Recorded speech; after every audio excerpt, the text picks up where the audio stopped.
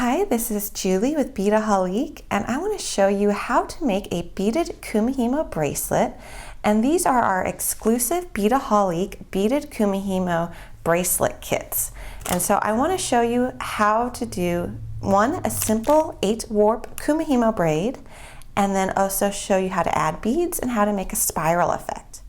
So the kits that we currently have available are these 5 spiral design pattern ones.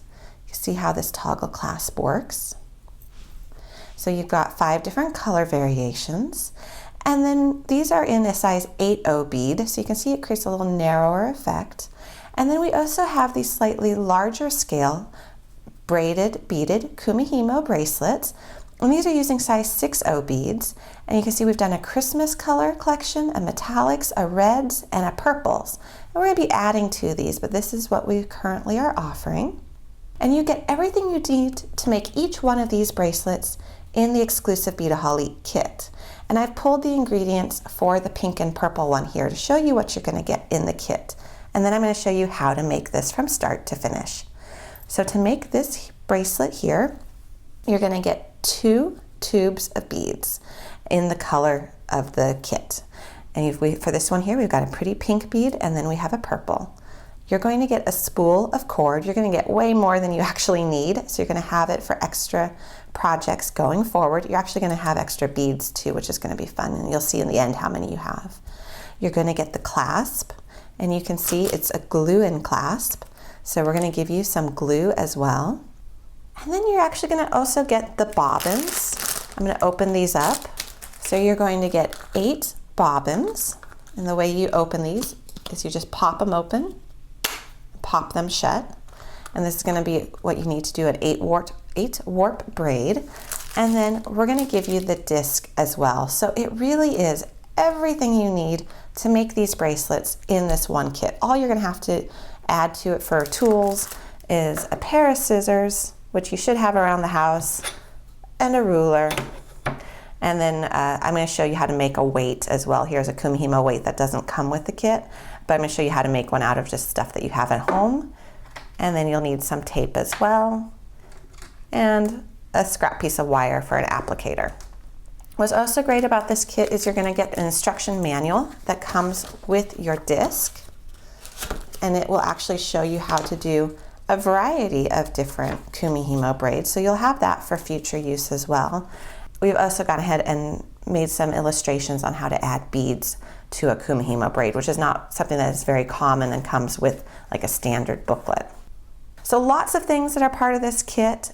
It's not hard. It takes a little bit of time to get used to how to do this, but once you get it, it's very zen-like and very enjoyable. So I do want to show you from start to finish how to make this bracelet. So I'm going to go ahead and clear off all the other samples. I'm just going to leave the one that we're going to be making so you can refer back to it. And what we're going to start by doing is we're going to start by cutting 8 equal lengths of cord. And I'm going to have you cut 48 inches of each. Now the common thought is that for every 1 inch of braid, you're going to need 3 inches of cord. So if we're doing say a 7-inch bracelet, normally you would need 21 inches per strand here, per strand of cord. But I actually like to err on the side of caution and give you actually a lot more than that, because so much comes in here, and you're going to be adding beads, which actually is also going to add to the length of cord that you need versus just a standard 8-warp braid. So I like to go ahead, just be extra cautious, give you more than you need, because you cannot add more cord as you go. So you might as well start with plenty.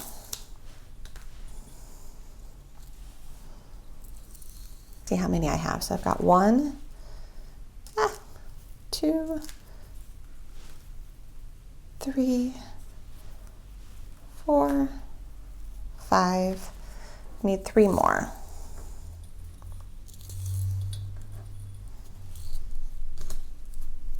All right, there we go. So we're not going to need that cord anymore. We've got our 8 strands. And this really is quite a lot for this project. If someone's gonna make, say, a 9-inch or even a 10-inch bracelet or something like that, I want you to have enough. I don't want you to stress at the end. So I have a little tip for you. A lot of people don't recommend this, but I do. It saves some frustration. So we're gonna wind our cord into our bobbin. Traditionally what you would do is you would just hold the cord down, wind it,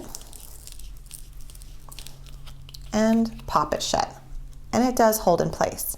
Now we are going to be adding quite a few beads to this, and then what starts to happen when you have a lot of beads on here, because the beads are going to rest right on the edge of the bobbin, it's going to weigh it down a little bit. And as you get towards the end of your cord, it could start slipping out. So to prevent that, what I like to do is I like to just take a piece of tape. So I'm going to take this off. I like to just take a piece of tape, put it on the end of my cord, and just tape it in place. It just saves a little bit of frustration later on. So now that that's taped in place, I just wind it. I'm going to wind it until I have about 15 inches sticking out. It can be approximate, it doesn't have to be exact.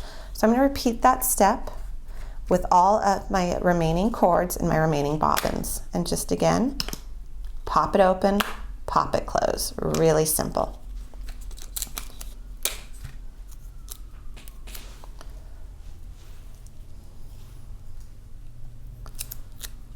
So we've got all of our bobbins wound, and now what we want to do is we want to add beads to them. You always want to preload your bobbins with beads before you actually start your braiding. So we're going to do the spiral pattern. So we want 4 of our cords to have pink beads, and we want 4 of our cords to have purple beads. So I'm going to spread out my beads, and I'm going to add 50 beads to each bobbin. Now the tip of the cord is actually stiff enough that you can just pick up beads right directly onto it. You don't need a needle, so that's quite easy. If you have a big eye needle at home, which I have here to show you, here's a big eye needle if I can open it. So it's got a very big eye. And what you can do, if it's easier for you, is you can thread the end of your cord right through that big eye, pull it down to the bottom, and then you can put your beads on that way. So if that's easier for you, you can do that as well. Both ways work. So we want 50 on each bobbin, and so we're going to count how many we have. So I've got 4, 5, 6, 7, 8, 9. I need quite a few more. I've got 50 onto my cord now. So I'm going to remove my needle, or if you didn't use one to begin with, you don't need to do that. And you're just going to want to let them slip down to the bottom. And you're just going to put this aside for right now. So you're going to repeat that step with the pink beads and another 3 cords and bobbins. So as you can see, I've gone ahead and I've added 50 beads to each strand. So I've got 4 bobbins with cords and beads in purple, and then I've got 4 in pink. So what I want you to do now is I want you to take their ends, and we're going to put all their ends together so that they're even for the pink and the purple. And you're not going to let any of the beads slip off when you do this. So you see what we've got here. And we're going to tie a simple overhand knot with our cord ends. Like so. So we're going to hold our Kumihimo disc, and we're going to take the knot and we're going to place it going from the printed side of the disc down through the hole to the non-printed side, and we're just going to grab it. Now it's time to line up our cords on our disc. And so you can see it's got these little placement dots at the 32, the 8, the 24, and the 16. Now all of this that I'm going to tell you here is also included in your instructions that will come with the kit. So if you do purchase a kit or you give it as a gift, someone will be able to follow this, but I want to show you how to do it here on the video. So to make a spiral, what we want to do is we want to position the same color to the left and the right of the 32 and to the left and the right of the 16. And then we want to position the other color to the left and the right of the 8 and the left and the right of the 24. So we're just going to start by taking one of our cords and positioning it to the left of the 32. And here it happened to be a purple one. So now I want to go ahead, take another purple cord. It can get a little tangled in here, so you do want to pay attention to that. Let's see. So I want another purple cord to the right of the 32.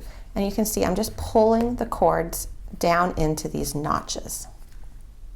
So then I've got a pink cord here, or a pink bead selection, I should say. All the cords are purple. And I'm going to position it to the side of the 8.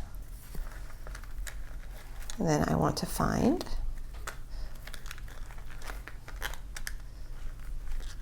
another pink one and position it to the other side of the 8. Okay.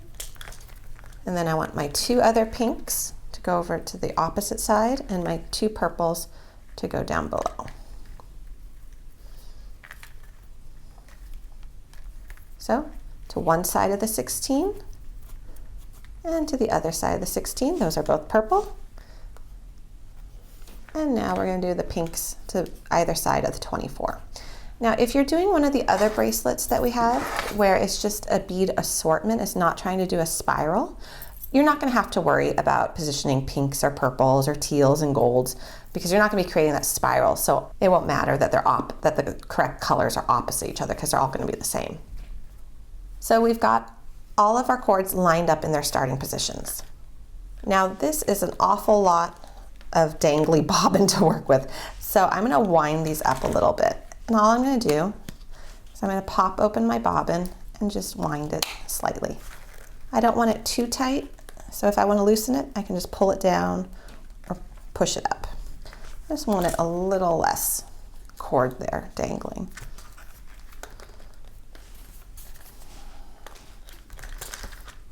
And see, I didn't even have to unwind that one. I just scooted it.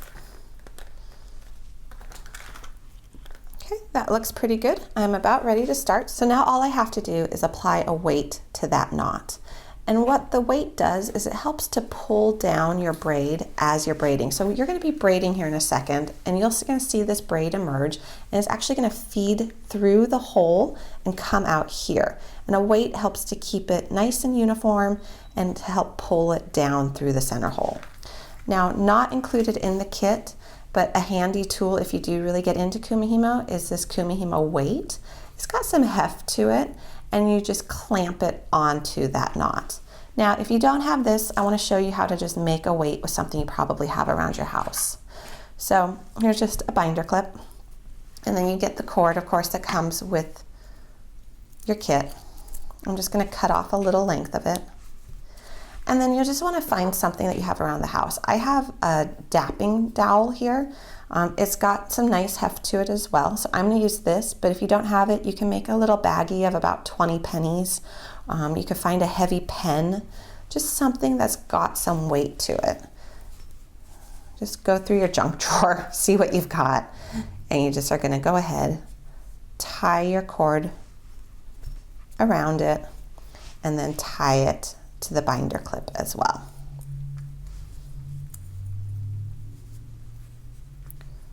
So then what you would do is you would just take this clip now, turn this over, and attach it to that knot, like so. I'm going to use a kumihimo weight, but this also works just fine, and it's just, you can make it with what you have around your house. So I'm going to go ahead and clamp the weight to that knot.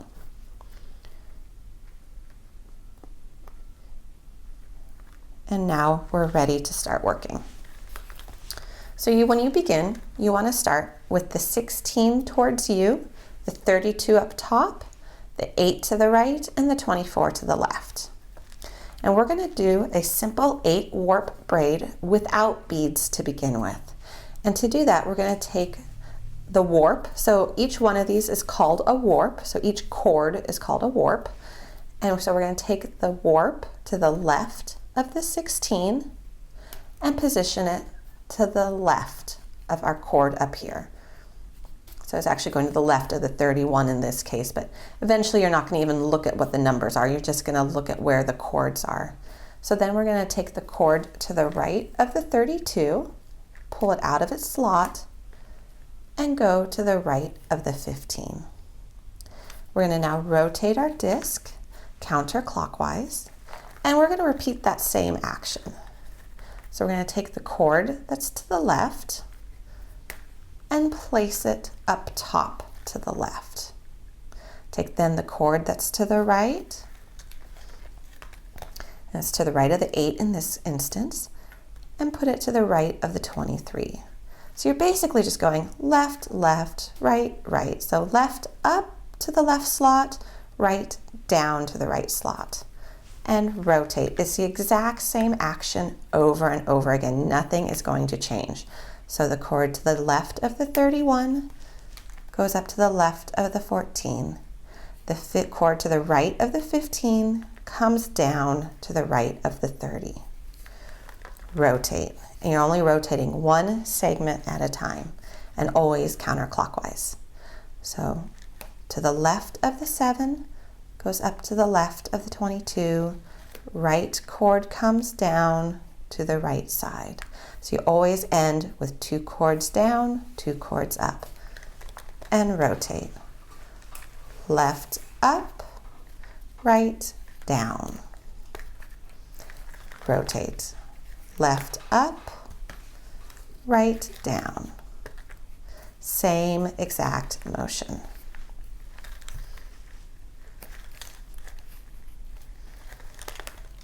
If your bobbins get stuck, just help them out.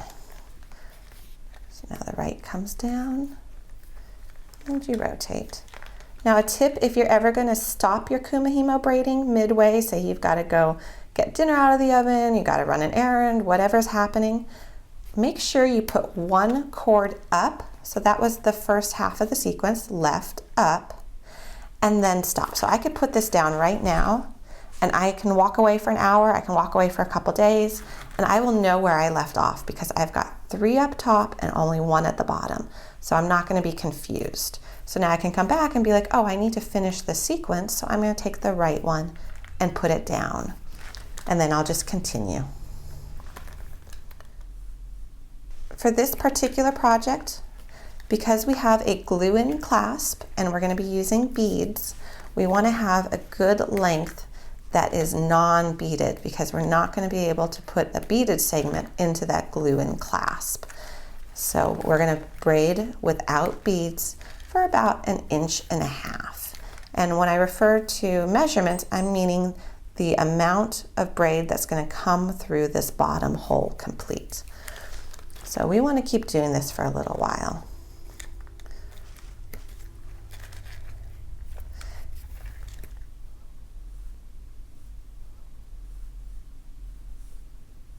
So I'm going to put 1 cord up so I can pause. Now, the beads are heavy. They do weigh the cords down, so they do tend to get a little longer as you work. If this is annoying you, pop open your bobbin. Take some of your beads and slide them into the bobbin. Wind it and pop it shut. You'll now have a shorter length to work with and they won't get tangled as much. So I'm actually going to do that right now. It's just a preference thing. And it's very easy to pull these beads back out of this bobbin when you want to use them again. You see, I just had a few here. I know I'll need to pull more out in just a little bit, but for now it's fine. And again, this is why we taped our end, just so that the bobbin didn't accidentally unwind on us and all of our beads fall off. So now I'm going to continue a little shorter threads, make that a little bit easier for me. And I know where I left off, so I'm just going to continue my braiding.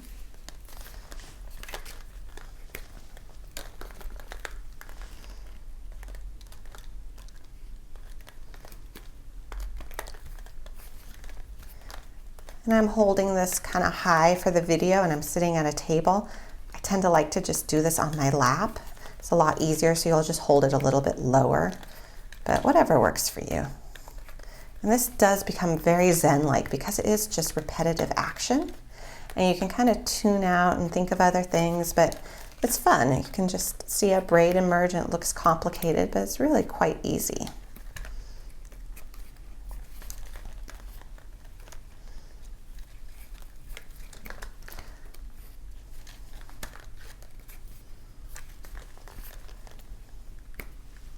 Right, I'm going to stop and show you what we're starting to get.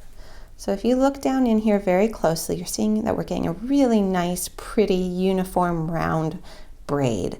And that's what we want. And then this, eventually, is going to fit into the glue-in center of our toggle clasp. So we're going to braid about 1.5 inches. You're not going to need that much, but again, I'm trying to make this a little bit easier for you. I don't want to cut measurements too short or too close. So I'm going to just keep braiding to have about 1 inch, 1.5 inches of that solid braid without beads. So I've braided, and now I have about 1 inch, maybe a little bit over. You don't have to be too precise. You're actually only going to be using this part like right up here, but it's easier if you have more to work with and hold on to when you do the finishing and you actually attach your ends. So now we're ready to add our beads. And you're going to want to determine how long of a bracelet you want. So this bracelet here, including the clasp, so the clasp goes into about there, is a little over, it's almost 7.5 inches. And you'll notice the braided portion is 6 inches. So the clasp is adding just over 1 inch. So if you want about 7.25 inch bracelet, you'll braid 6 inches. If you want an 8-inch bracelet, 8.25, go about 7 inches. So just have that in mind before you start. You're going to have plenty of supplies to make whatever size bracelet you want. Well, now we're going to start adding our beads. And the technique is not going to change one bit. All that's going to change is you're going to slip a little bead in there each time you take a warp up to its next notch and down to a notch. So you'll notice I stopped here with my 3 cords up top so I could figure out where I left off. And I'm going to just take a cord down. I'm going to rotate. Now this is going to be the first time I add beads. So I'm going to go ahead, find a bead, pull it up along the length of my cord, and then let it drop into the well. Now what I want it to do is I want it to just catch under the warp that it's going underneath and crossing over. And now I'm just going to continue as if there was no bead there, just the same technique of that's going to go up to the left slot. And then for the next one, it's the same thing. So we're going to go right down to right, just as before, but we're going to slip a little bead in there. So we're going to take a bead, slide it up. You can see I've got this bead sliding down, and it's going to drop into the well. And what I'm not going to do is I'm not going to just go like this. I need to make sure it catches. So I'm going to make sure, either via gravity or my fingers, that it catches under that warp. And then continue with your cord and make sure it goes then to the right of the, well in this case, the right of the 5. But like I said, you're going to get to the point where you're not going to really pay attention to the numbers. And we're going to rotate counterclockwise, same exact thing as before. So left up to left, but with the bead. Make sure it drops in there and catches under and goes back up to the top. Same thing. Have another bead. Make sure it falls into the well. And rotate. And this is really all there is to it. The only thing that might hang you up is if you just aren't careful and those don't actually catch underneath the warps that they're going to go under and then over. Yeah, that's the only time your pattern's not going to look right, is if you just go like that. So just make sure it settles in there before you continue placing your cord.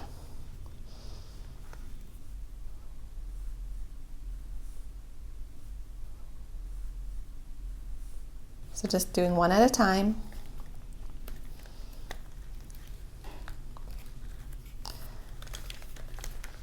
And here's a little trick. I'm not going to say it until I position my cord up top. You see how this is kind of getting a little bit off center? If it does that, just pull your cords. There you go. You can reposition it because you want that to stay in the center. And I like to keep my weight on the whole time. Some people take theirs off. I just find it gives me a really nice uniform tension and thickness to my braid.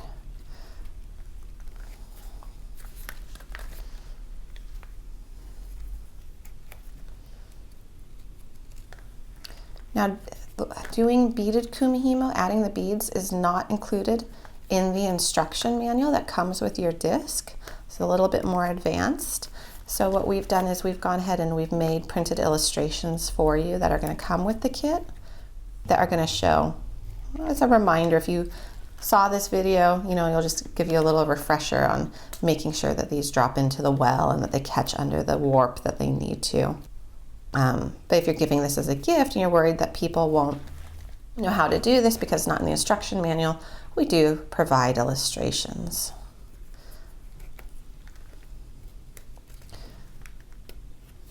I really am doing the same technique as before. I'm just adding the beads.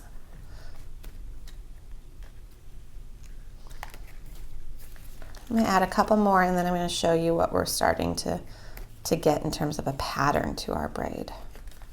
Let me just stop here. So when I flip it over, you can see they're starting to spiral. And as I go, they're just going to continue to spiral, as you see in the finished example here. And so you'll just braid as long as you want it to be. Remember that clasp is going to add a little over an inch. So take that into account and measure your wrist ahead of time, or if you're giving it as a gift, maybe a standard size of about a 7.5 inch bracelet might be good. And just keep adding your beads and keep braiding until you end up with your desired length, and then I'll show you how to finish up your bracelet.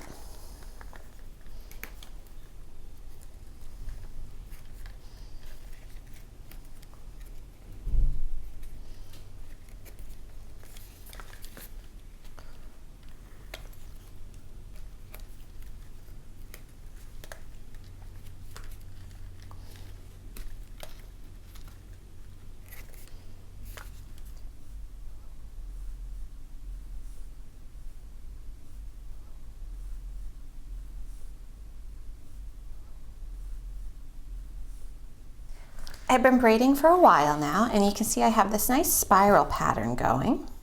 I'm going to do a couple more just to help reinforce the technique. So I, of course, left with my 3 strands up top. So I'm just going to drop another bead in there, rotate, drop a bead. You can really see in here how this is looking. And then I'm going to do one more.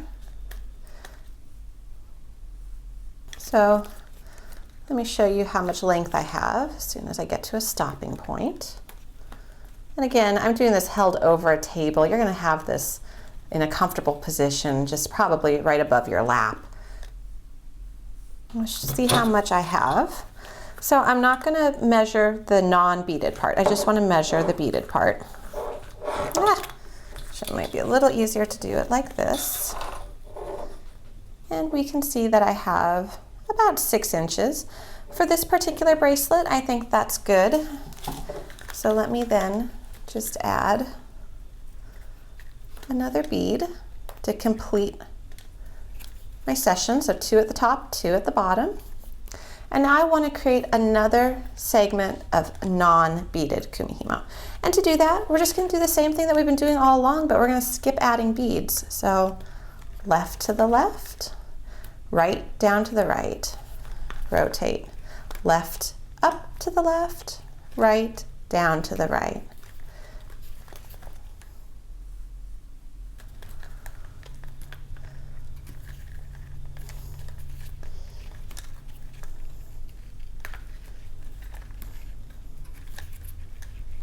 If that gets off center, you just pull your warps, pull your cords so that it goes back in place.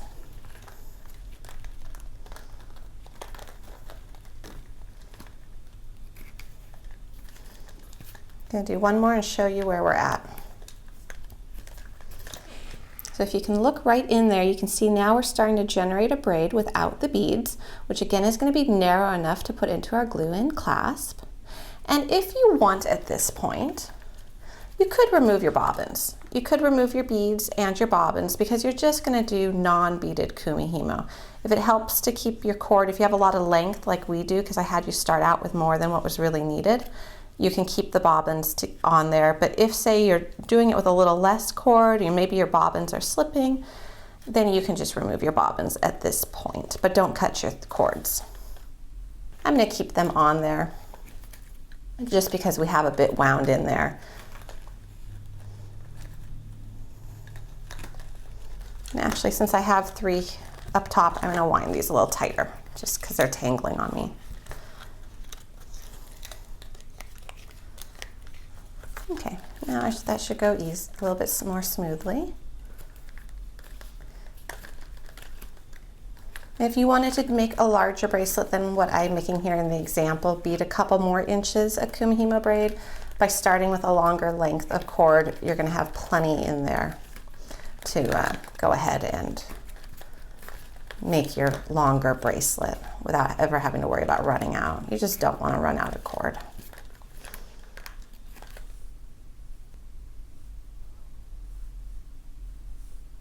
So I'm going to keep doing this until I have about 1 inch of non-beaded kumihimo on this end as well. So I've completed about 1 inch of the non-beaded kumihimo braid, and you can see I actually have beads left on here from the original 50 that I placed. So if you were going to make a longer bracelet than the one that's here, which is going to end up being about 7 inches long, you'd have plenty of beads to do so. If you ever run out of beads, say you don't preload enough, just unwind your bobbin, add some more, wind it back up. Really simple. So I am ready to now remove my cords from my kumihimo disc. You never do this step until you are absolutely sure that you're ready to finish up the bracelet, because you're not going to be able to put them back where you want them to go if you try to, if you take them off and then you try to replace them, it's just not going to work. So be sure that you're all finished. So I'm going to take a piece of tape and have it handy. I'm going to pinch the end of my braid and then pull my cords out of my disc. Pull it through a little bit. And then right at the end, I'm going to put some tape over my cords. I'm layering it just a little bit over the braided area too. Okay. I'm going to snip my cords. These can now go away. I'll put these beads back in my container for another use. Now that we've finished our braiding, it's time to add our clasp. And to do that, you're going to need your E6000 glue, you're going to need a toothpick or a piece of wire as an applicator, some tape, and your scissors. So to start, what we need to do is we need to tape our ends. We're going to take about 3/4 of an inch of tape, and we're going to place it right over the non-beaded braided portion of our bracelet. You're going to want to make the tape fairly tight against it and just wrap it around. And then I even like to roll it a little bit just to make sure it's secure.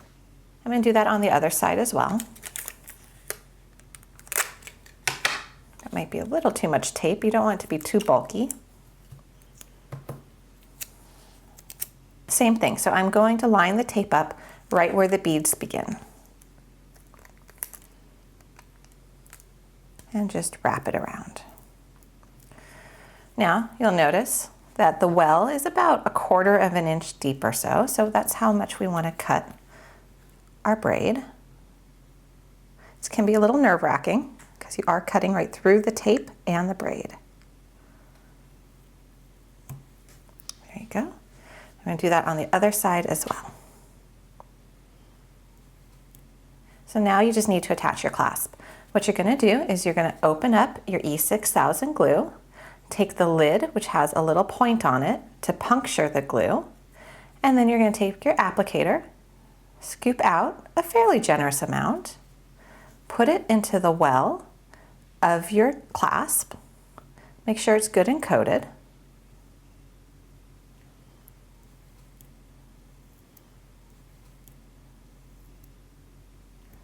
and now we're just going to stick our end inside of there. And it can be a little difficult, to be honest. It is a tight fit, but it will work. So just keep maneuvering it and manipulating it till it goes in.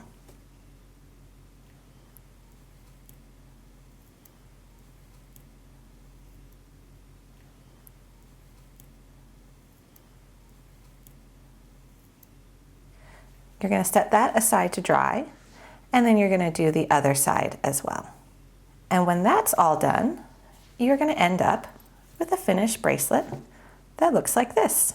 And that clasp is good and it's secure in there, and it just opens by working the toggle bar around the spiral.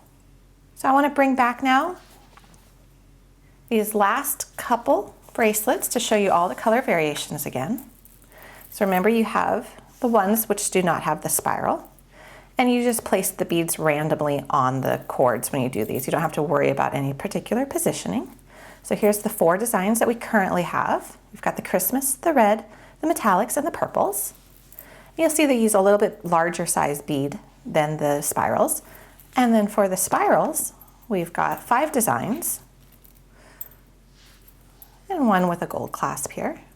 But exact same process to make all the different patterns as you did with this in this video here. So I hope you enjoyed this video. It showed you how to make the Kumihimo beaded spiral bracelet, which is an exclusive kit from Beadaholique.com.